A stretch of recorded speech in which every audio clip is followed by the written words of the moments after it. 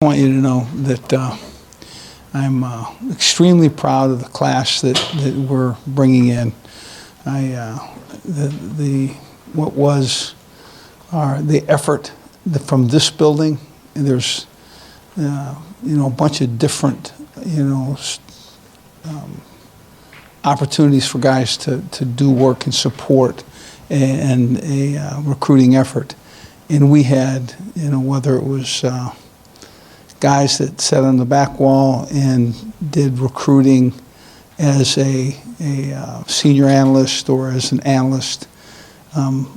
We got great effort and great energy from those folks, and it made a difference. Our offensive guys that we took on offense are going to be really immediate helpers. The guys that we took on defense, especially at the corner and the linebackers, I think you'll find that we're much better there than we've been, and I think and blame this building.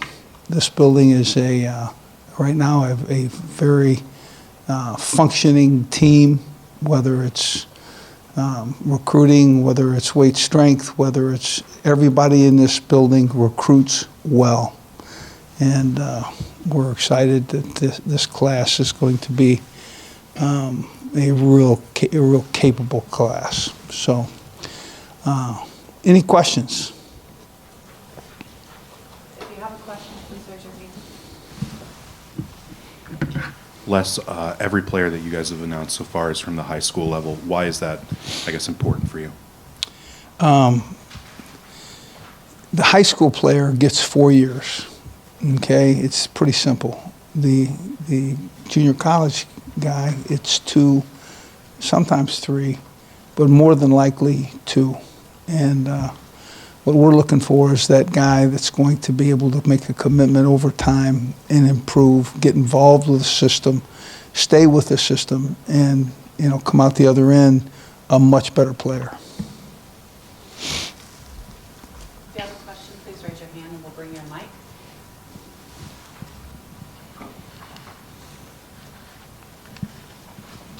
Les, following up on Matt's question, does it take some patience to stay with high school guys? Do you ever feel an urge to go, let's go get that JUCO kid? Is it hard?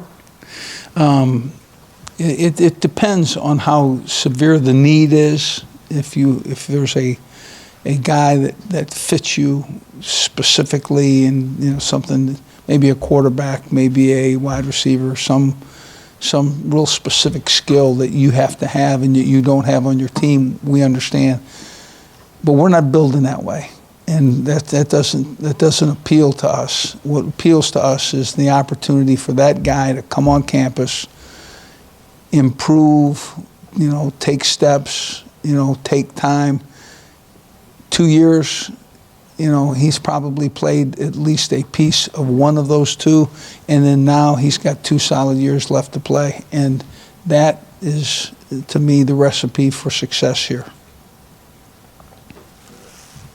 How important is it to get a lot of these guys signed in December as opposed to waiting until February? Do you like this relatively new format and just being able to get a lot of it out of the way? Yeah, the new format is, to me, an advantage. You go to work to sign December 18th, and now whatever you didn't get, you now are looking to attract and go get. And so, and there are good players in the second signing period. So what's happened is what used to be the first and only signing period is now the second signing period. So you'll have the opportunity to sign on the 18th of December, and then now February as well. And I think most players, if they can be reasonably happy with the school that they're after, in other words, they're going to have opportunity to play, they're going to have the curriculum that they need to study, I think that they would much rather make that decision now than wait another, 3 weeks. That's As a coach, what's the ideal number? Like, what would you ideally like to have in December all the way?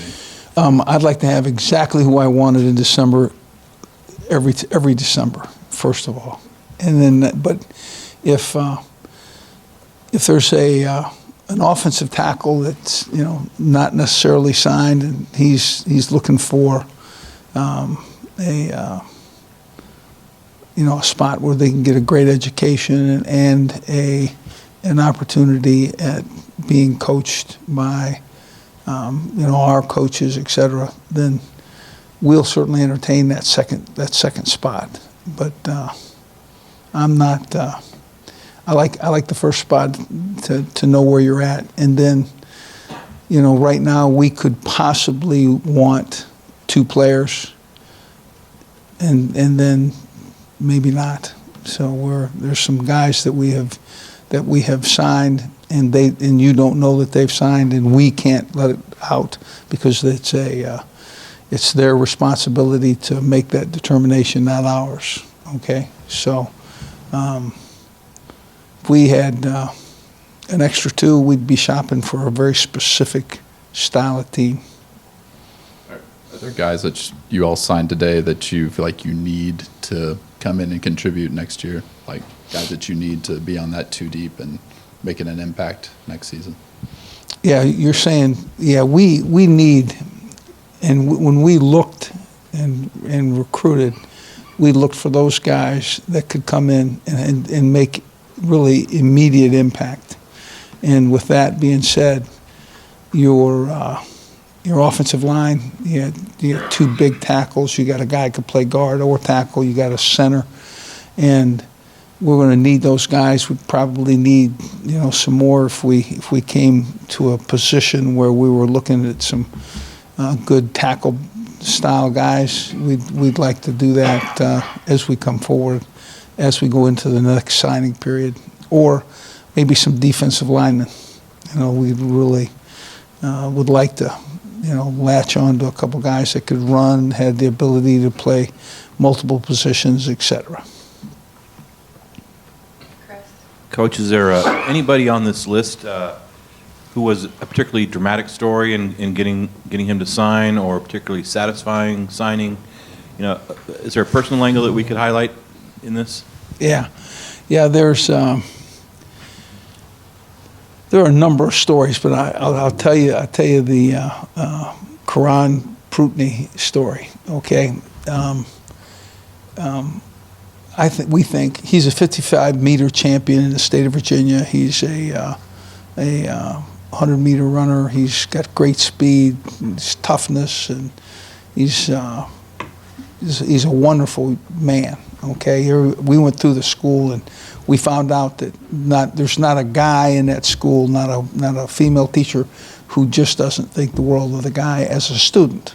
Okay, so we kind of geared up. We're going to go in and spend some time. We went to his classrooms, everyone. We went to the teacher, the principal. We went to the guy who teaches, gym. We spent time in that school, and afterward we had the opportunity to visit his dad. His dad's a manager in a local Planters store. So there were a couple of peanuts that Coach Miles could have scarfed away there. I thought that was kind of novel. I'd never seen anything like that, and spent time with his mom at her place of business, and I kind of felt like that was one of the places and one of the times that I really enjoyed meeting people. So and I think he's a tremendous prospect. I think our corner prospects, we took 3. All 3 of them can play. Every one of them. We just wait till you see how aggressively they flip their hips and they'll hit you, and they're pretty special. Coach, just a quick follow-up. Just at a quick glance, it looks like pretty impressive geographical distribution, kind of from one end of the country to another. Is that a reflection of what you want to do with your recruiting reach here? Well, what happens is you step out and you want.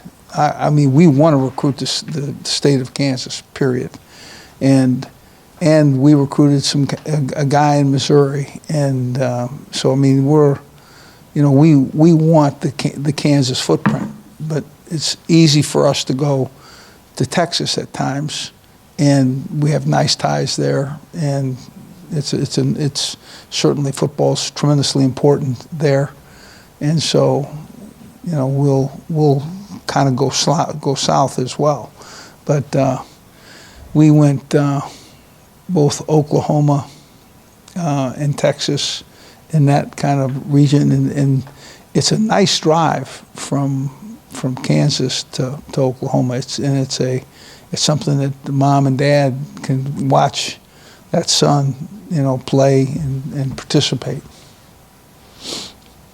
Hey, Coach, what do you think about the group of wide receivers you have coming in? I think they're Lawrence Arnold is a 6'3", mobile, great ball skills, really good person.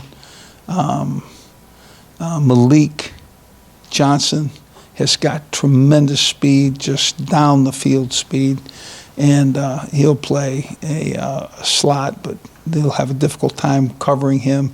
And when they do, it's just likely that he might run deep. So he's talented, and again, there's a foursome there, and they're all very talented. I mean, Tristan Golightly, oh my goodness, 6'4", ability to turn and snag balls, and just what you want. So we've much improved our positioning at the wide receiver position. And then do you believe that you've found your quarterback of the future in the class? Jalen is a 6 foot tall guy that can run and throw, and I think that he is I don't think there's any question that he has talent and ability, and can step back in the pocket, can rush the ball, can have quarterback rushes, and I think, is he a quarterback of the future? He's certainly a choice. So I think there could be another quarterback out there that's being pursued, but I'm not really sure at this point.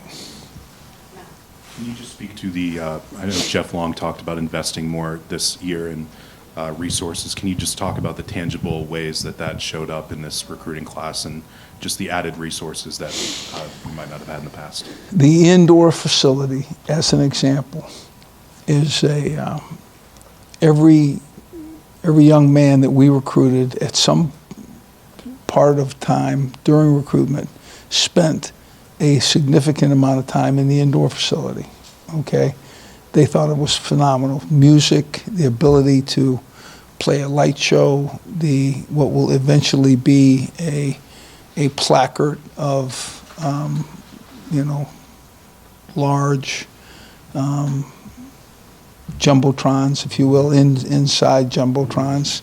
So you're looking at a place where a student athlete goes in there, and the play he messes up is up there in replay, and he turns and he watches his play and then goes back to the huddle. Oh my goodness, right? So the things that are in front of us certainly are those things. The things that are behind us have shown us that this indoor facility was used tremendously here. If you have a question, please raise your hand. Hey Les, with those guys that are committed to you but are waiting to sign, what are the next few months like for you guys to try to secure their commitments? Well, we see that if they've committed and then decide not to sign, we say, if you've made your decision, then what's the hesitation, okay? But if they say, I just need a little bit more time, I want to see it, I want to come up, you know what, we're for that. If more information and if they seek an experience on our campus, then we're for that, okay? But ideally, these 18 that we signed, they all kind of wanted to get it over with. And I think the great majority of college athletes today that are faced with both signing periods would much rather get it over with early. We have time for a couple more, if anyone has a question. Okay, all right, thank you, Coach.